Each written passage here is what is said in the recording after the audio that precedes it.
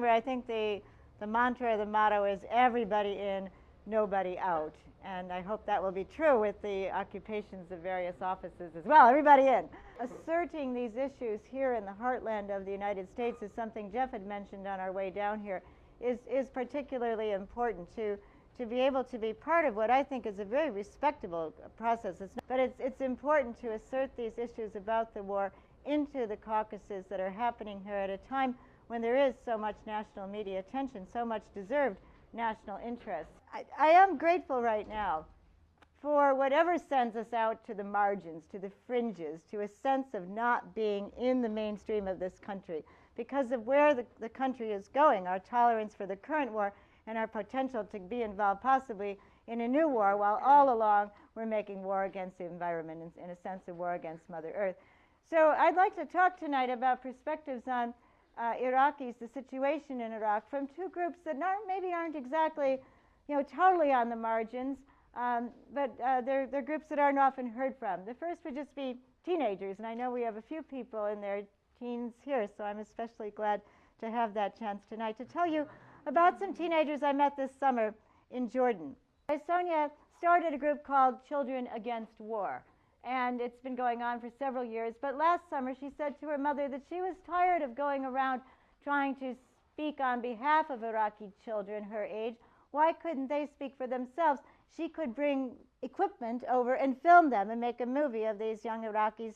Well, that's a kind of an expensive endeavor, but she's a very talented dancer. She does classical Hindi dance, and she also plays the trumpet. So she raised money, people kicked in, and she was especially heartened about doing this because she calls me Auntie Kathy. Auntie Kathy is over there, and she can carry my equipment for me. So I was a roadie for a 12-year-old this summer, but it beats walking across the state of Illinois for 30 days. So anyway, that was my summer in part.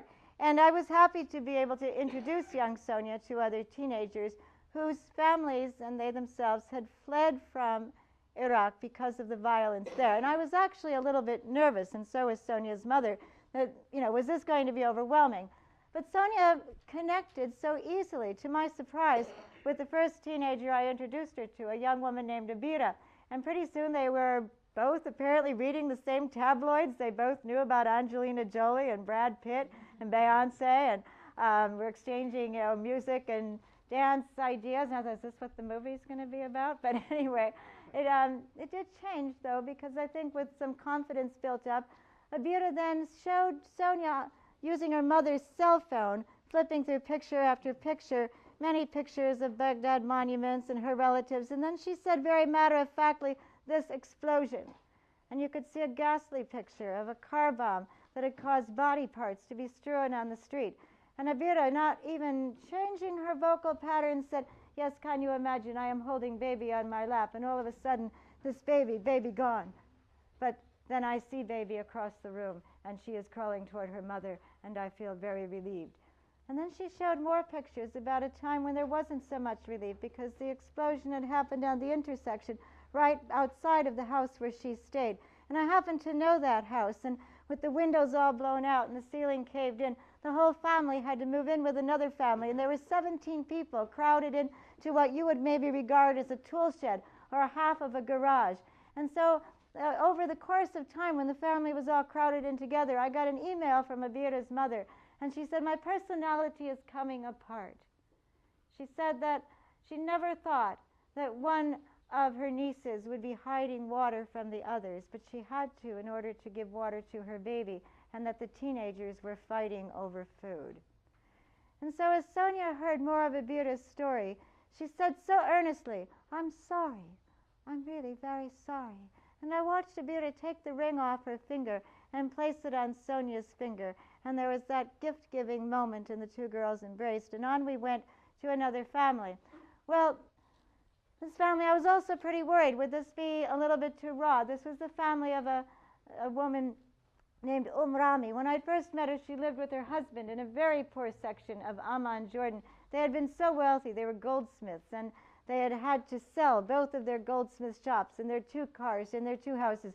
And they did it in 4 days because their 16-year-old son, Rami, had been taken captive. He was being strung from a ceiling by an ankle chain. electric shock was being administered to torture him, and while his body dangled from the ceiling, the screams of this young 16-year-old were heard by the parents, and you bet they sold everything they could. They amassed the ransom money, they paid it, and they got out of Baghdad as fast as they could. They arrived penniless, really, in Amman, Jordan, and they were hoping that maybe they could be resettled in the United States. But it turned out that one of the main questions being asked by Department of Homeland Security and by the people that do the initial interrogations for the United States Embassy has to do with whether or not you've ever given money to an insurgent group. And if they know that you've paid a ransom, that almost disqualifies you, it seems. And so her hopes of being able to move out of this very desperate situation in which she lives are lowered already.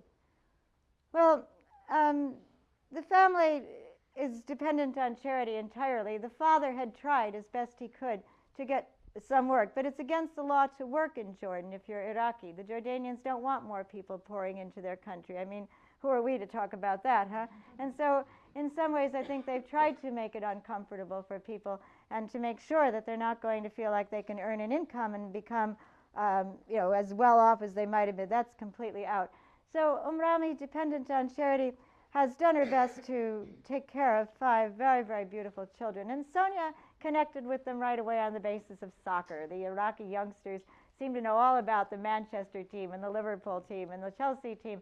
And of course, the Iraqis had won the Asia Cup that summer. So there was some kind of hooting and whooping over soccer issues. And then Sonia asked the question, was there ever a time when you felt a great relief now that you've been here in Amman? And so, of course, the girls talked about how relieved they were when they got their brother Rami back. And Rami talked about what a relief it is for him to be out on the soccer field because he totally lost control over his life and over his body while he was being tortured for those 4 days. But he knows he's in control on the field.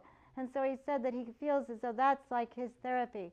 But then one of his sisters blurted out that she had begun to feel relief, but when her father learned that his cousin had been kidnapped and the family had no more money to raise for a ransom, and so that cousin was never released. In fact, his body was delivered chopped to pieces on the doorstep of the home in Baghdad, that her sense of relief was gone. And then very shortly after that, her father fled the family. He could no longer bear the pain, the anxiety of staring at children that he couldn't care for in these confined, horrible conditions, knowing he was becoming more desperate and even more abusive toward his family.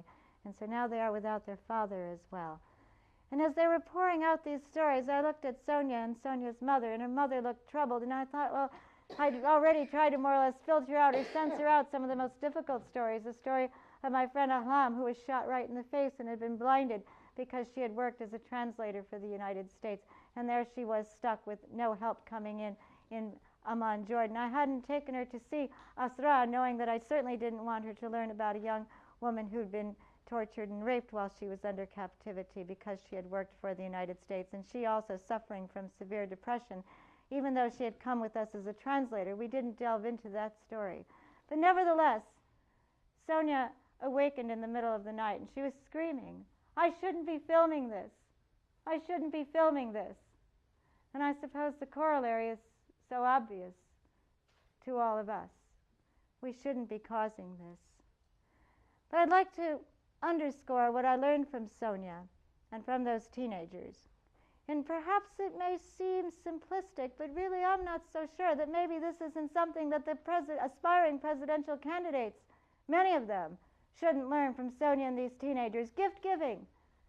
I saw one young woman spontaneously take her prayer shawl off of her head and place it on Sonia's head. Abira takes her ring off and gives it to her. The family's trying to find whatever they could so that we could sit down and have some relief from the intense heat.